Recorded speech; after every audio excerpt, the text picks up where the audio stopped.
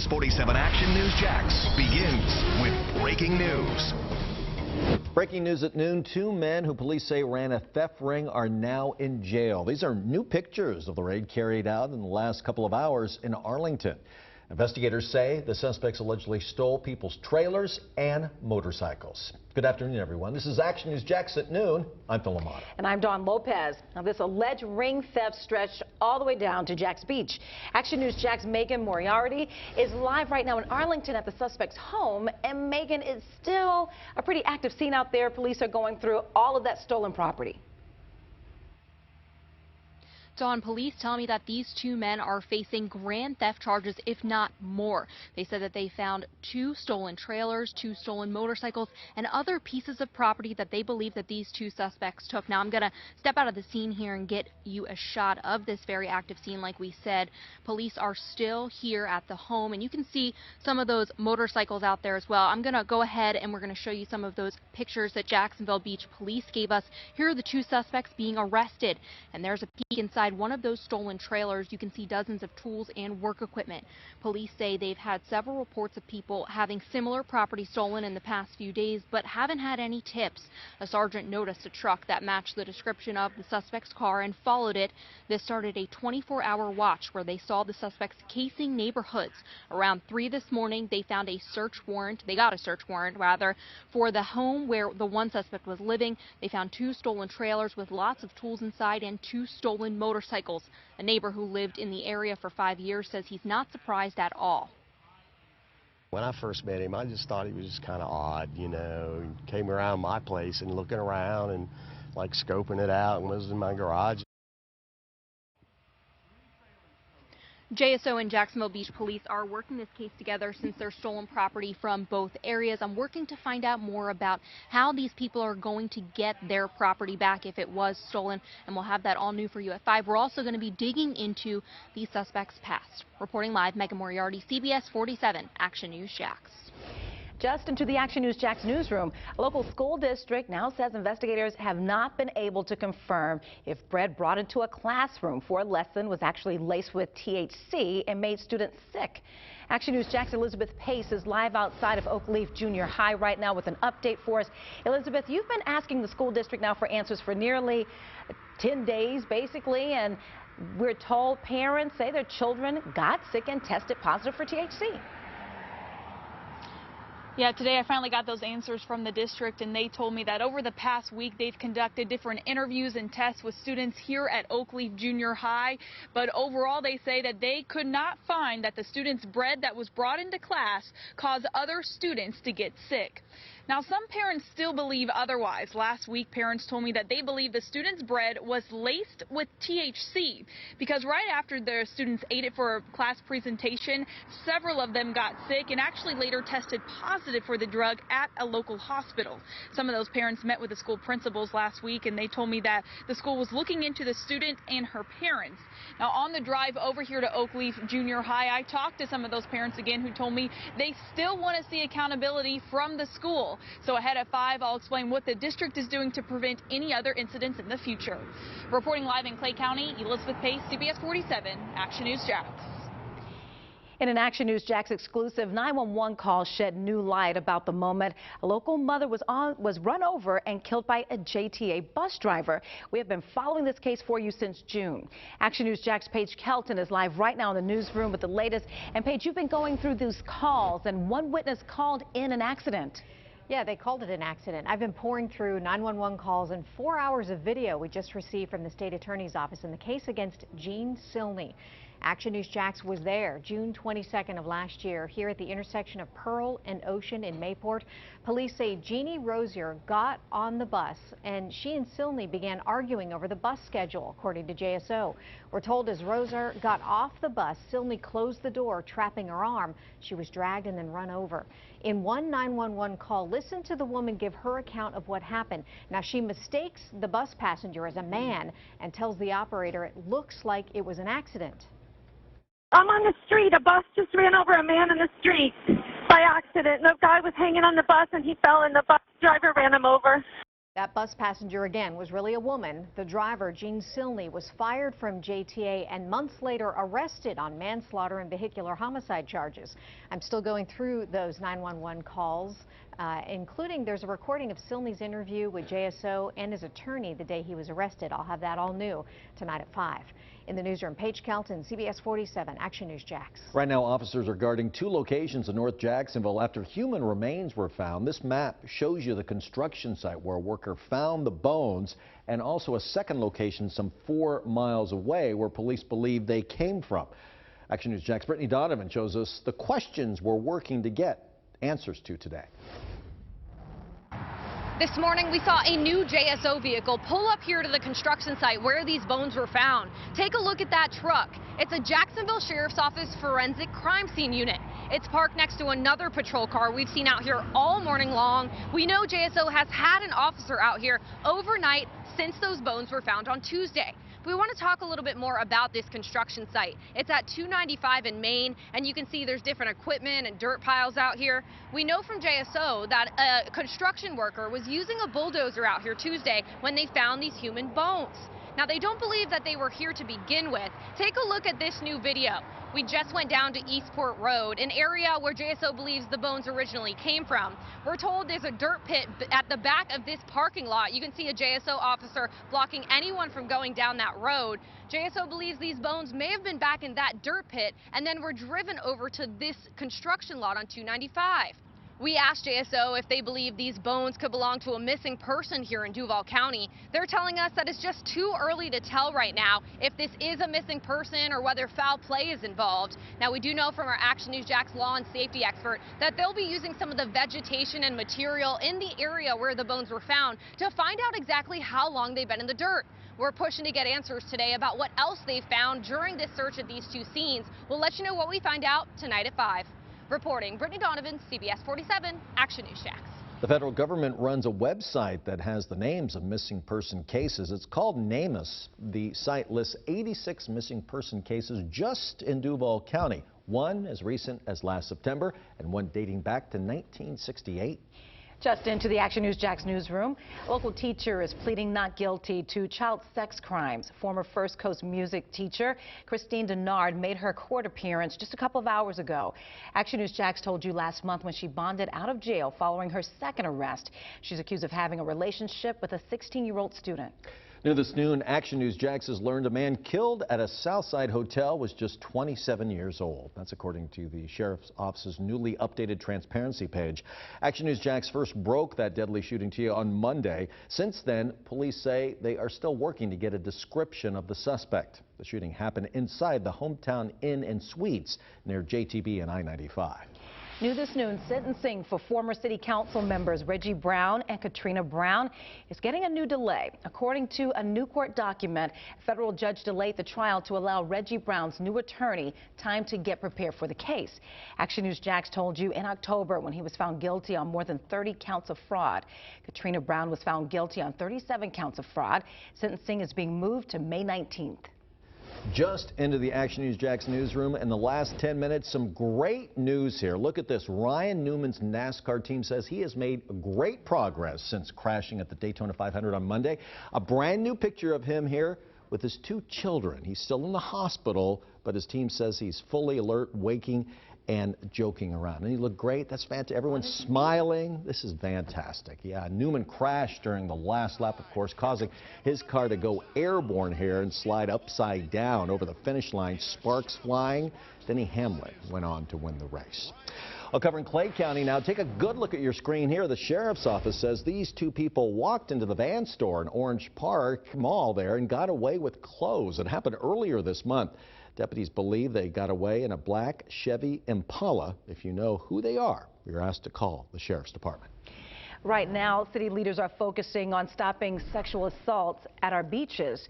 They're working to put a new program in place by spring break to try and decrease the likelihood of attacks. In December, we told you about the most recent attack where a man was arrested when a woman was attacked here. You can see it in this video. Councilman Rory Diamond has requested $10,000 from City Council for a plan to stop attacks. Right now, Action News Jax is working to learn what caused this early morning fire in St. Augustine. It badly damaged this family's home, a camper that they have, and also a car. The fire broke out around 2:30 this morning on Gordabella Avenue near U.S. Highway 1. No one was hurt. Family there tells us that they believe that someone intentionally set that fire. Action News Jax is working to learn how a Jacksonville Fire and Rescue chief is doing this afternoon after a crash. Action News Jax brought it to you as breaking news last night at 10. Police say the chief was on his way to a call when his truck was T-boned at Kernan and Atlantic Boulevards. The person inside the other vehicle was also rushed to the hospital. We'll update you as soon as we learn more. Breaking news in just the last hour now. The federal appeals court just ruled that Florida cannot bar ex-felons from registering to vote simply because they failed to pay all fines and fees stemming from their cases. It's been a debate that Action News Jax has covered now for years. Amendment 4 was passed overwhelmingly by voters in 2018 to allow more than 1 million former inmates to regain their rights to vote.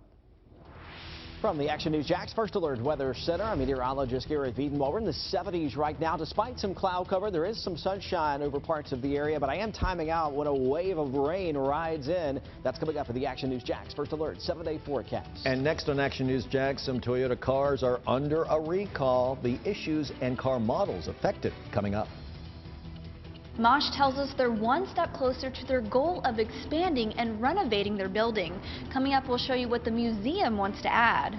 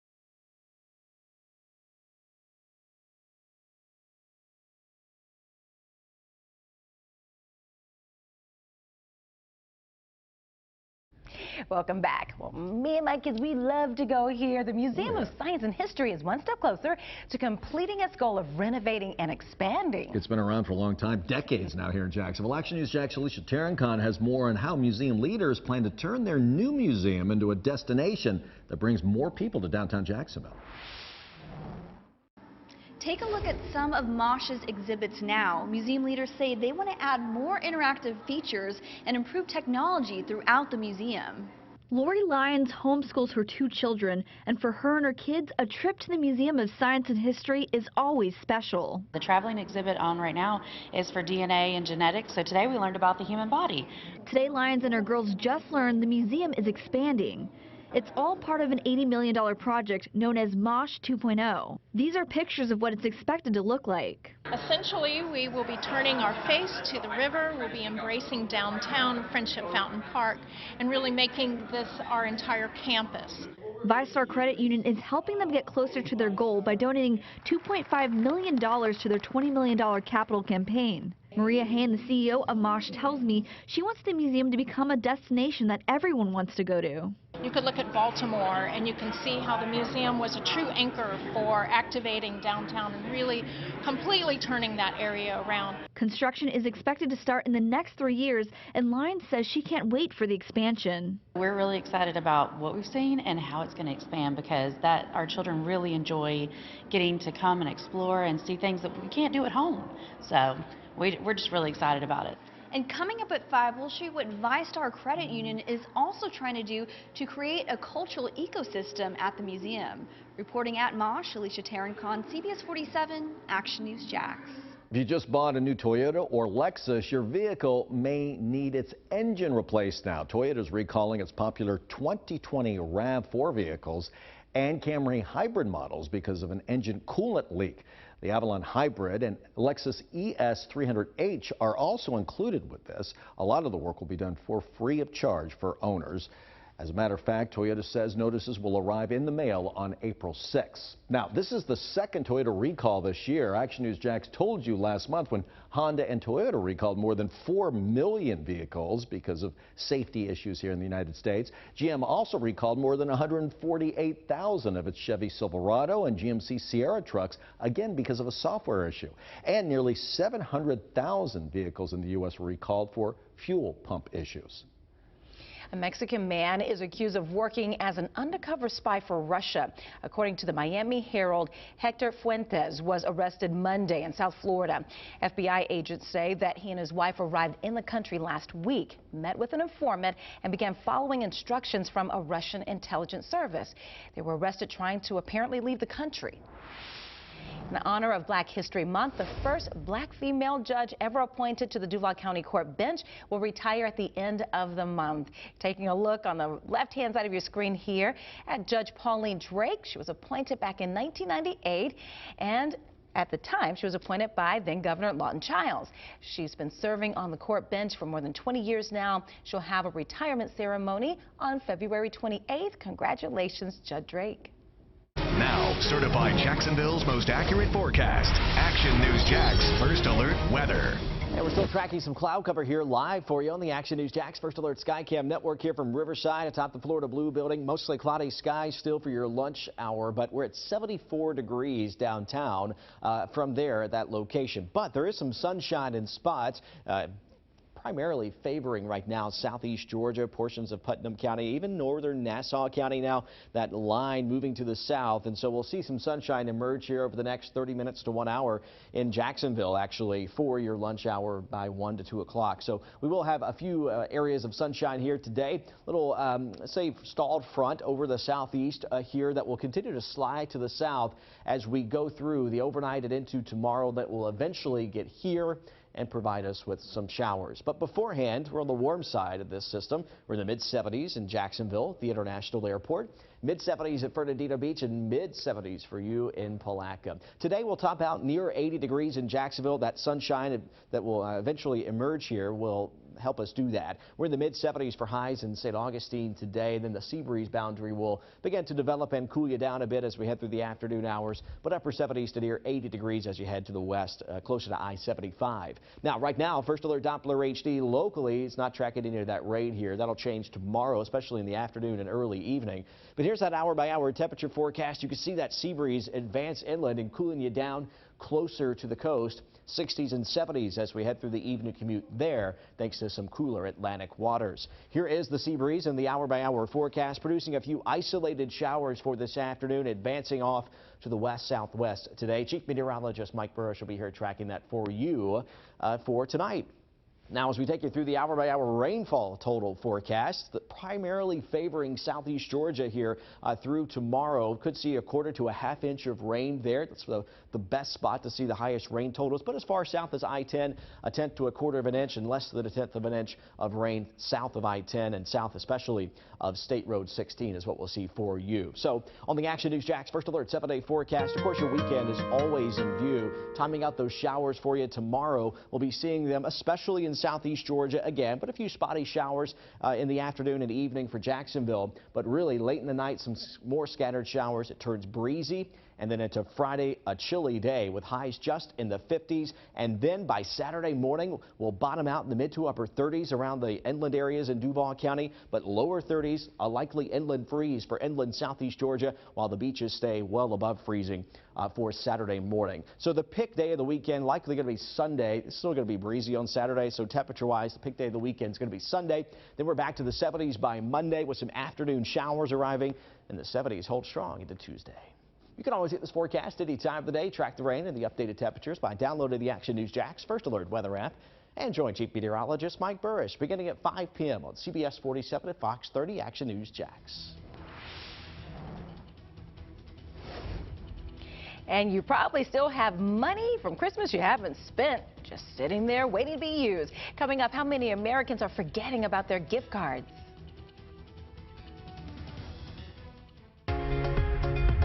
Hey Jacksonville, a new segment called Local Steals and Deals is coming to CBS 47, and it's all about showing you new products at big savings. So grab your phone and text the word CBS 47 to phone number 65,000, and I'll send you everything you need to get the most exclusive deals in town. That's CBS 47 to phone number 65,000 and be the first to know.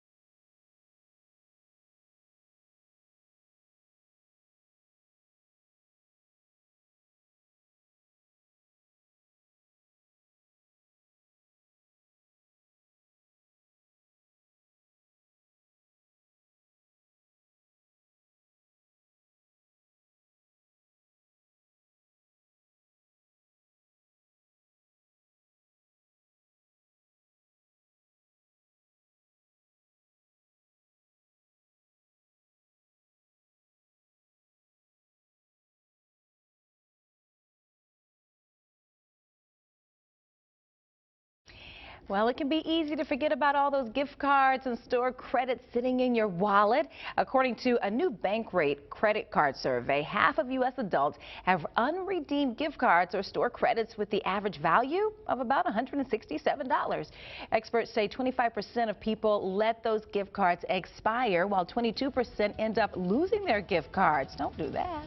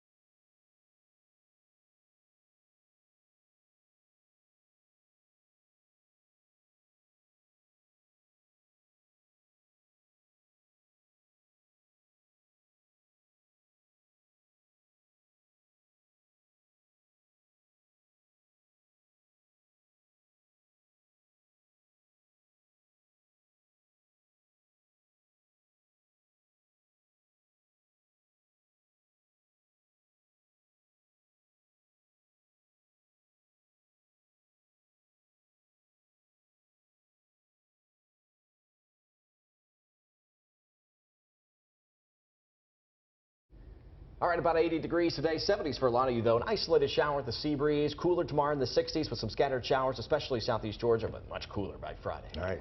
Heating up this afternoon, though. Looking nice, isn't it? Okay. Have a good day, everyone. I will enjoy it and take Mosey for a long walk. Like Y&R is coming up next.